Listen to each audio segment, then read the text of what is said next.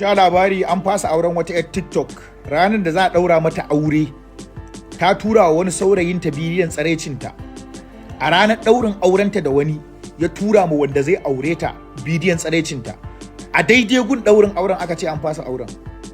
Kuma 'yar TikTok ce, kuma kun santa na santa, kuma sai na gaya muku wace ce.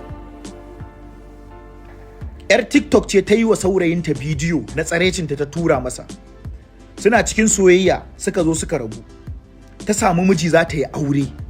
Ranar aurenta a daidai gun ɗaurin auren, saboda ya cuce ta, ya zalunce ta, ya hana ta aure, ya nemi numban mijin da za ta aura. Sai da aka zo aka taru a masallaci, ya je ya tura masa bidiyon tsarecinta, wanda a daidai lokacin mijin ya janyo luwalin shi gefe, ya ce mai an fasa ɗaurin auren nan.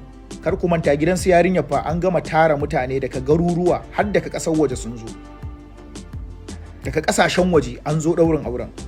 Shi ma gidan iyayensa an gama tara mutane, 'yan uwa da abokai sun yi anko, ƙawayenta sun yi anko, ƙanne sun yi anko, an yi ankon iyaye, an dafa abinci, an yanka shanu, ana cikin hidiman biki, an je gun ɗaurin aure.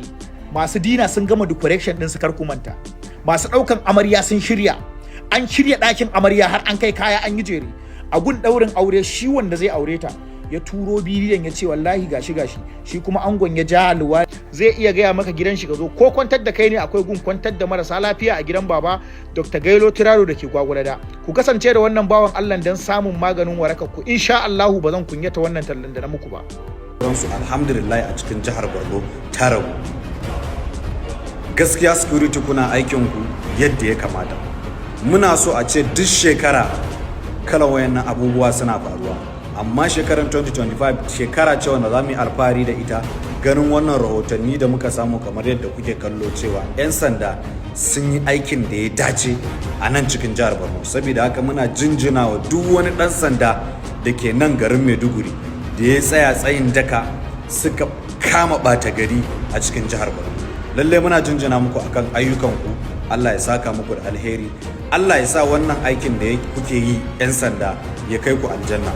Sannan muna gode wa gwamnanmu His Excellency Engineer Professor Bayyana Zulum wajen tsayawa tsayin daka wajen taimakawa jami'an tsaro don ya ga an kama waɗannan 'yan ta'adda da kuma ɓata gari wanda suke damun mu ƙananan barayi.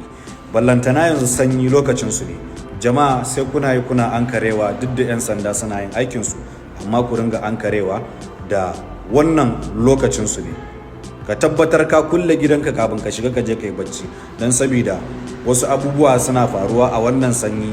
Mutum za ka ya shiga da wuri amma baccin shi yayi nisa. Allah ya sa mu dace.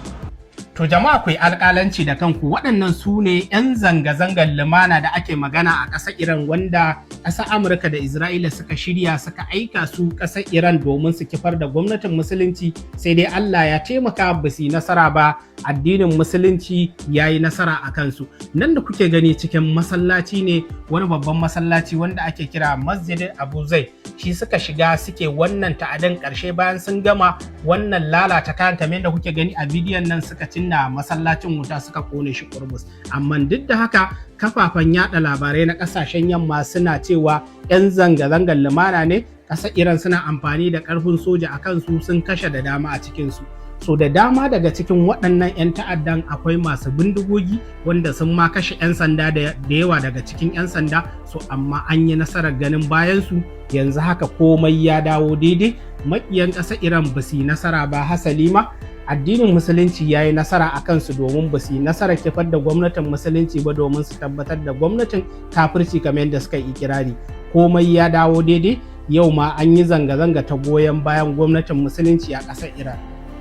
Yadda miliyoyin Iraniyawa suka taru a wani katafaren filin taro domin jaddada mubayarsu ga shugaban jamhuriyar musulunci ta Iran, wato Imam Ali Al-Khamenei. An ji ministan kasashen waje na kasar Iran yana bayani a wurin wannan taro cewa mun shirya tsaf domin mu yaki da karfinmu da kowa, amma idan an nemi mu tattaunawa to tabbas za mu tattaunawa.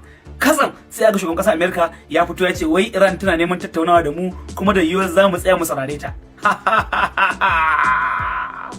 Donald Trump ka shiga uku, ƙasa guda ɗaya wadda rike Allah guda ɗaya ta tsaya maka a hanci. Ya Allah, Allahumma izzal islam wal muslimin wa azil shirka wal mushrikin wa dammir a'da ad-din wansur ibadakal muwahhidin ya rabbal alamin. Ku ci gaba da sharing da following din mu domin faranta muku rai da irin waɗannan daɗaɗɗen labaran.